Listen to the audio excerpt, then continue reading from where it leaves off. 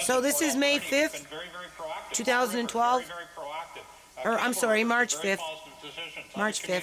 Not so much, Mr. Speaker. So came in late. We work together to resolve kind of busy right now. The insolvency process that they're, the creditor protection process that they're in is the appropriate one. I don't know what they're talking about. My TV wouldn't turn on right away. Victoria Swan Lake. I know teachers are striking today for 3 days. Thank you, Mr. Speaker. The government tabled a budget without new resources for the Environmental Assessment Office only months after an Auditor General's report blasted the Liberal government for failing to ensure that the proponents of industrial projects are delivering on their environmental commitments. My question is to the Minister of the Environment. How does the Minister expect the Environmental Assessment Office to address all of the Auditor General's concerns when clearly this budget will do nothing but send the office towards more project review backlogs and chaos, Mr. Speaker?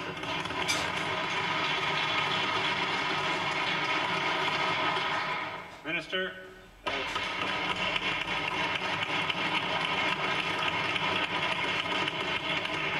Thank you very much, Mr. Speaker, and thank you to the member for the opportunity to talk about our response to the Auditor General's recommendations. And Mr. Speaker, I think we should never be afraid of making our processes better, and we want to do that each and every week in this ministry, Mr. Speaker. And the Environmental Assessment Office has in fact responded to the Auditor General's recommendations. We now have a strategy and quality assurance unit to develop and implement the EAO's Enhanced Compliance Management Program. We have additional FTEs that have been reorganized in the office to ensure that we have coordination across all of the line ministries, Mr. Speaker, to ensure that we not only make sure that we do a comprehensive environmental assessment, that we have the compliance and enforcement mechanisms at the back end of that, which is in line with the Auditor General's report. Well, we know how that works, right?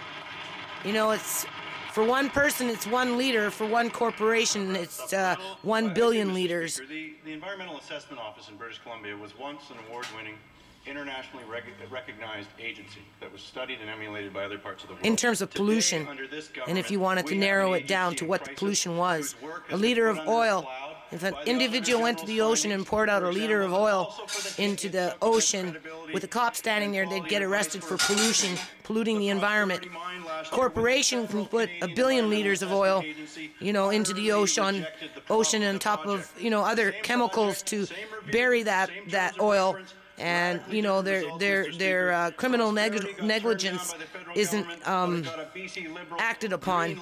Because the facts and the science weren't done and they weren't put before the minister. So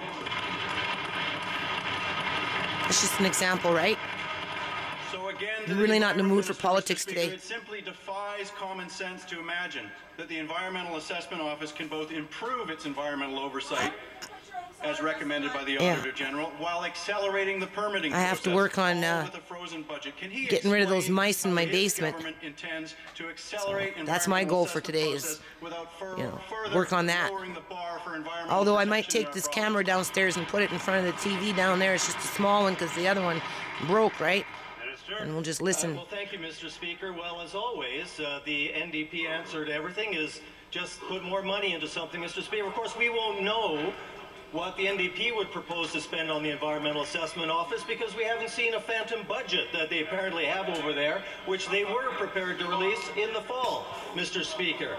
But I can tell you this, that the NDP could save a lot of money because the NDP... Well, I don't really think it's about the NDP budget because they're not even office, so what would it matter what the NDP budget is? Because, you know, with the history again with the Liberals is they're going to pass whatever bill they want anyway. So even if they had a comparable budget, you know, it wouldn't make a difference because that's not the budget that they're bringing in. So, you know, give us some new information. Nelson Creston. Let's just give us the information so we can highlight what we want and we'll incorporate it into our own budget. Students in BC by 2015 promised an action plan for international education ready by the end of the year. We're now 2 months into 2012. We have yet to see a plan, and the only action we've seen in post-secondary education is to make cuts. Does the minister have a plan that she can table in this House, or will she just admit that the Liberals are once again failing to keep their promises to British Columbians?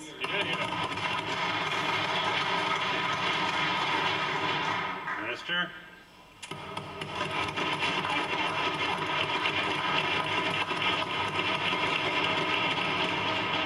Thank you, Mr. Speaker. And the member opposite got it half right. Yes, I've never seen this woman before. On a aggressive international education strategy. She must be a new member to the party. What's her riding?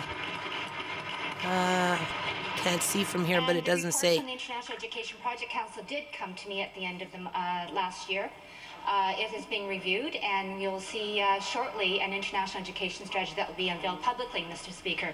But Mr. Speaker, the member opposite is also wrong about our annual operating dollars and the commitment to our post-secondary institution, Mr. Speaker. Annual operating dollars to post-secondary is increasing, Mr. Speaker, $1.9 billion being invested by taxpayers this year alone, Mr. Speaker. So, you know, a little seed money for that universal school meal program would be nothing but a pittance. You know, 160 million is nothing compared to $1 billion, right? For student financial assistance, Mr. Speaker. And Mr. Speaker, over $2 billion in capital invested in our post-secondary system, Mr. Speaker. Well, what kind of budget are these guys running on? $1 zillion? Member has supplemental. So the minister says there's an actual plan. I wish she would actually tell us where the whereabouts is for the student aid review. That would be some good news. So the question is what is in the plan, Mr. Speaker? And the reality is that post-secondary institutions, many of them are saying, where are they going to put international students? Where are they going to be able to address this increase? Acting now on international education is critical because Eric Davis, Vice President of the University of Fraser Valley, had this to say in response to the Liberal promise to double international students, and I quote, "We don't have the room to grow." And I further quote, "Our buildings and classrooms are full, we've run out of space, and he's just one among many, Mr. Speaker." But the Liberals' response to the realities at UFV is this: no plan to build capacity, no support, just make cuts.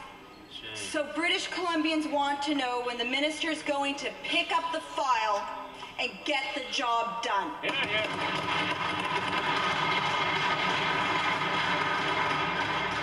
Minister.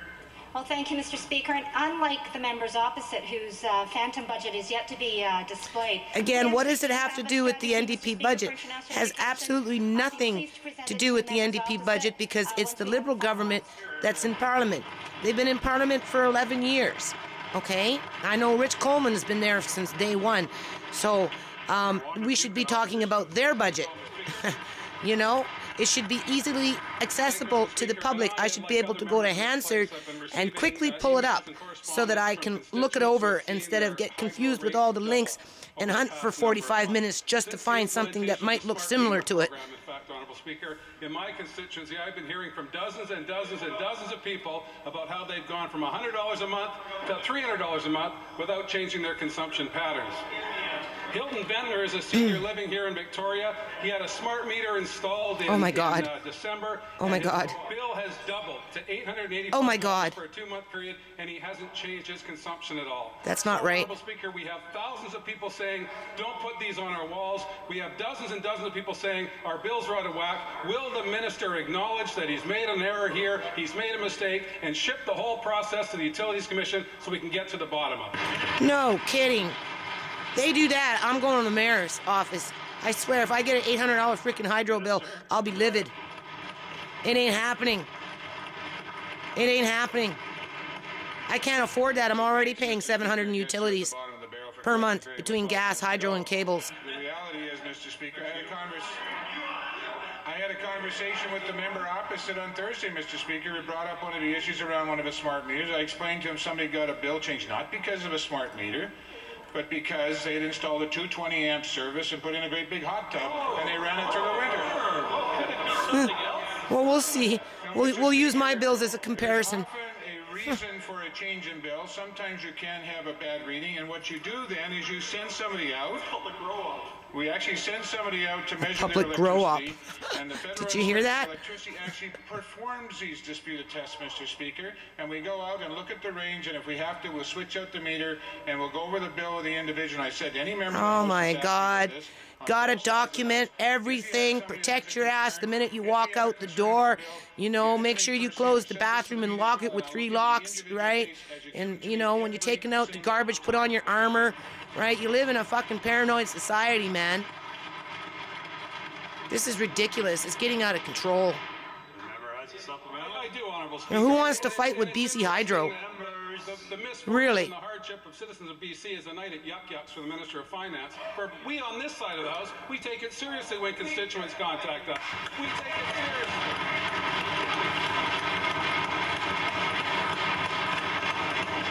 Thousands and thousands and thousands of people have lost confidence in this government and BC Hydro as a result of the mismanagement of the smart meter program. It was exempted by law by the BC Liberals without any oversight whatsoever on $1 billion expenditure. Now we see rates going up right across the board. In California last year, Honourable Speaker, 1,600 meters were recalled because they were defective. Will the minister make... Kind of like those voting machines. Shouldn't be voting with a voting machine. It should be old school with people sitting there counting and doing recounting if it's necessary, right? You know, I think these computers are rigged. I buy a brand new computer, I bring it home thinking my life is going to get better. It ends up being worse. Well, thanks, Mr. Working Speaker. twice as hard on a brand new computer. 5% of people have actually rejected of the 750,000 meters that have been installed in British Columbia. Well, they can include my family, and there's 8 in my house. When the grid goes live, it'll be the first integrated grid in North America, which will save hundreds of millions of dollars for British Columbians. At the same time, allow us to make sure What we have British the most Columbians? valuable integrated system in North America, Mr. Speaker. And I know the member opposite just gets really excited about this, but I do know this. The one thing he supports is higher rates for families in British Columbia because he supports the union BC Hydro that wants a 9.3% increase in power rates when we're prepared to stand up the Utilities Commission as best we can to keep them down at 3.9%, Mr. Speaker. I don't understand that because they raised the utility rates several years back where it would go up by something like 30% over the course of 4 years or something like that. I'd have to, pull up that information because I know I'm not getting the numbers right. I just know that they did a yearly increment increase up until about 35% or something like that over a course of 4 or 5 years, 3 years. The Auditor General, in his report, Effectiveness of BC Community Corrections, raised concerns that only 42% of probation officers had completed their mandatory course on domestic violence. The Auditor General said, it is a risk that these officers who are frontline workers dealing with domestic violence all the time are not completing certain courses before supervising offenders. With only 42% of probation officers completing a mandatory domestic violence course, how can British Columbians trust the Liberal claim that they take this issue seriously?